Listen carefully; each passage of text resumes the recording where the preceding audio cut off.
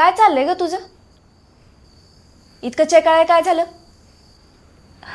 अगं आज योगेत माझ्यासाठी दिवसभर थांबून होते आणि मी त्यांचे पैसे द्यायला विसरले.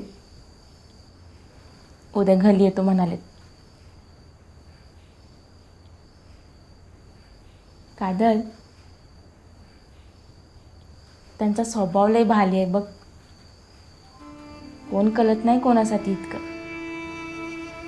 हे लग्न बिग्न करते काय आता तू त्याच्याशी? प्रेमात पडलीस? हे ग काहीतरी काय असं काय नाही, पण माणूस म्हणून त्यांचा स्वभाव लय आवडला मला. तायडे, तो एक नंबरचा नीच आणि हलकट माणूस. आधी आधी त्यांनी मला जाळ्यात अडकवलं, आता तू सापडलीस.